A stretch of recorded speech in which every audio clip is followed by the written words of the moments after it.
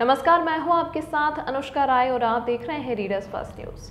बीते कल बुधवार को शहर के एक युवा व्यवसायी मयंक मित्तल ने आत्महत्या कर अपनी जीवन लीला समाप्त कर ली थी। बताया जा रहा है कि जुआ सट्टा में लाखों का कर्ज होने के कारण युवक ने फांसी लगाकर आत्महत्या कर ली। मामला कोतवाली थाना क्षेत्र का है। मिली जानकारी के अनुसार जुआ सट्टा में लाखों रुपए का कर्जदार होने के कारण लेनदारों का मयंक पर भारी दबाव था, जिसकी वजह से वह काफी तनाव में था। तनाव से वो अपने आप को उबार नहीं सका और अंततः उसने मौत का रास्ता चुन लिया। अपने घर के पीछे गोदाम में फांसी लगाकर मयंक ने आत्महत्या कर ली। आज मृतक मयंक मित्तल के निवास माल धक्का के पास से कायाघाट मुक्ति धाम तक अंतिम यात्रा निकाली गई। अंतिम यात्रा में शहर के सैकड़ों लोग शामिल हुए। शव यात्रा में शामिल लोगों ने हाथों में जुआ और सट्टे पर प्रतिबंध लगाने की मांग की तख्ती ले रखी थी। तख्ती लेकर सैकड़ों लोगों ने जुआ सट्टा पर लगाम लगाने की मांग की है। शव यात्रा के दौरान जुआ सट्टा जैसी सामाजिक बुराई के खिलाफ लोगों में आक्रोश देखने को मिला। जुआ सट्टा पर पूर्ण प्रतिबंध लगाने और मित्तल परिवार को इंसाफ दिलाने की मांग भी की गई। वहीं उक्त मामले में पुलिस मर्ग कायम कर विवेचना में जुट गई है। पूरे मामले में क्या कहना है? लगातार तो नहीं बोलना चाहिए। आज एक जानकारी आ रही है, उस पर भी हमारी अभी इन्वेस्टिगेशन ऑन है कि आखिर क्या कारण है। ये श्योर नहीं है कि एक ही कारण हो सकता है, जिसमें कुछ परिवार वालों द्वारा ये बोला जा रहा है कि ये शायद जुआ खेलता था कहीं पे जाके और उसी की जो इसकी देनदारी बढ़ गई थी, उसके कारण ऐसा हुआ है। जहाँ तक समझ में आया, जिस आदमी का नाम ले रहे हैं उसके ऊपर कुछ दिन पहले ही एक रेड की कार्रवाई की गई थी, जिसमें उसके ऊपर कार्रवाई करके 151 भी किया गया था जुआ एक्ट के बाद में, और जेल भेजा गया था। उसी आदमी का नाम ये लोग ले रहे हैं, तो मुझे लगता है कि उसमें पहले उन लोगों के साथ ये इन्वॉल्व रहा होगा, जिसमें इसका कुछ पैसा उधार में चला गया होगा उन लोगों के पास में और उनके दबाव में ये किया होगा। बट ये भी इन्वेस्टिगेशन का मैटर है, तो जब पूरा इन्वेस्टिगेशन होगा तभी हम इसके बारे में पूरी जानकारी दे पाएंगे। डेड बॉडी लेके प्रदर्शन करते हुए नजर आते हैं सर। सुनने में आया है, बट अभी तक कोई ऐसी पुख्ता वो नहीं मिला हमको जानकारी। लेकिन जो भी है, जिसकी भी शिकायत मिलती है, अगर कोई बोलता है कहीं पे कोई जुआ या सट्टा चल रहा है, तो बिल्कुल भी टॉलरेट नहीं करेंगे हम लोग लगातार कार्रवाई कर रहे हैं। जब भी किसी जगह का हमको खबर मिलता है कि यहाँ पर इस तरह का कुछ इलीगल काम हो रहा है, तो लगातार कार्रवाई होती है और कोई भी ये नहीं बोल सकता कि खुल के कहीं पे कर रहे हैं या पुलिस की मिलीभगत के साथ में कर रहे हैं। ये कहीं पे भी परिलक्षित नहीं हो सकता। इसमें जांच की जाएगी, जांच की जाएगी। जो भी जिम्मेदार मिलेंगे उनके ऊपर कार्रवाई भी की जाएगी। अगर ये पाया गया किसी भी तरह की एविडेंस में कि उन लोगों का सही में दबाव था, तो हम लोग उसमें और भी बड़ी कार्रवाई आईपीसी सेक्शंस के अंदर में करेंगे। अभी तक कुछ भी बरामद नहीं हुआ है। जो इन्वेस्टिगेशन ऑन है, कुछ भी हमें मिलता है तो जानकारी उसकी दी जाएगी। नहीं, पूरे समाज में जुआ सट्टा प्रवृत्ति बहुत बढ़ती जा रही है। समाज को भी इस दिशा में और सोचना चाहिए, परिवार के जो बड़े हैं उसको भी इस दिशा में सोचना चाहिए। लेकिन इससे ज्यादा एक सामाजिक दायित्व आता है पुलिस पर कि पुलिस प्रशासन क्या कर रहा है। और आए दिन इस तरह की घटनाएं हो रही हैं, और क्या पुलिस प्रशासन नहीं जानता कि कौन लोग उसके प्रति पीछे हैं, कौन लोग सट्टा खिलाने वाले, कौन लोग सट्टा को बढ़ावा दे रहे हैं। पुलिस सब जानती है।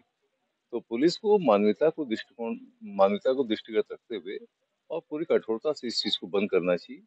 और कितने युवाओं की जाने दी जाएगी। तो मैं बिल्कुल पुरजोर मांग करता हूँ पुलिस प्रशासन से, भूपेश सरकार से, कि न सिर्फ रायगढ़ में बल्कि पूरे प्रदेश में जो जुआ सट्टा बढ़ता जा रहा है, क्रिकेट का सट्टा बढ़ता जा रहा है, इस पे तत्काल अंकुश लगाए।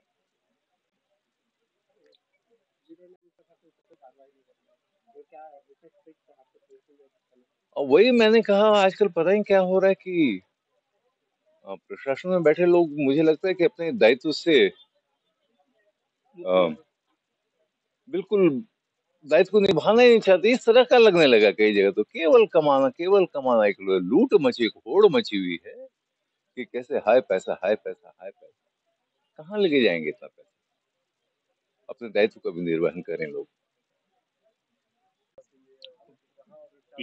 पिछली रात शहर के 2 युवाओं ने फांसी लगाकर आत्महत्या कर ली, जिसमें से एक का नाम मयंक मित्तल और दूसरे का नाम मुनव्वर राणा। और जो जानकारी और जो बातें निकल के आई है, कमोबेश यह निकल कर आ रही है कि इन सब के पीछे में कहीं ना कहीं सट्टे का, जुए का कारण है। सबसे मेरे 2 प्रश्न हैं कि आखिर पुलिस प्रशासन को ये क्यों पता नहीं चल पा रहा है कि ये जुआ और सट्टा खिलवा कौन रहा है, और दूसरा वो किसके संरक्षण में हो रहा है।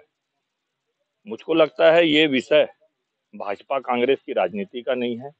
मरने वाले न किसी दल के थे, न किसी समाज के थे। वे एक भारतीय हमारे लोग थे, और जिस प्रकार से मृत्यु हुई है और जिस प्रकार से पूरा का पूरा आक्रोश आम जन का दिख रहा है, ये इस बात को स्पष्ट रूप से पुलिस विभाग को संकेत दे रहा है कि कम से कम और मौतें न हो। आप किसी भी स्थिति में ये जुआ और सट्टा खेलने और खिलाने वालों को जरूर से जरूर भीतर करें।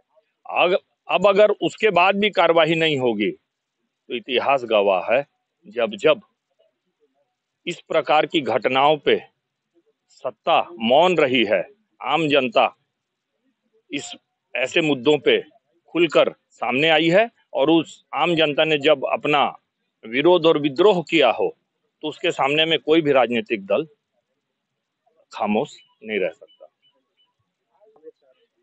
ये भैया समाज का भी आदमी था, शहर का एक होनहार लड़का इस जुआ सट्टा के चलते हमारे रायगढ़ का भविष्य बोल और उसके परिवार रुल गया, जिसकी 2 साल की बेटिया है। तो ऐसी मौत कभी भी नहीं होना चाहिए, और ये सिर्फ जुआ और सट्टा के कारण हुआ है।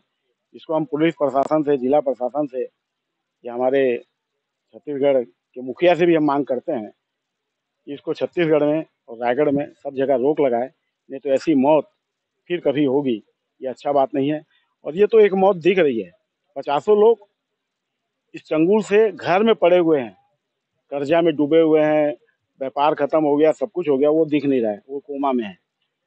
ऐसे लोगों को चंगुल से जिला प्रशासन को, समाज के लोगों को, सबको आगे अब प्रेस वालों से भी मैं उम्मीद रखता हूँ कि आप लोग भी कम से कम ये जुआ सट्टा जो करवाते हैं इनके ऊपर कड़ी कार्रवाई के लिए आप लोग भी एक प्रयास करो। समाज के लोग भी करेंगे, हमारे जो सामाजिक सेवा संस्था है वो लोग को भी हम बोलेंगे, लेकिन ये पूर्ण प्रतिबंध होना चाहिए, नहीं तो ऐसी मौत फिर कभी होगी, किसी का परिवार फिर रूलेगा।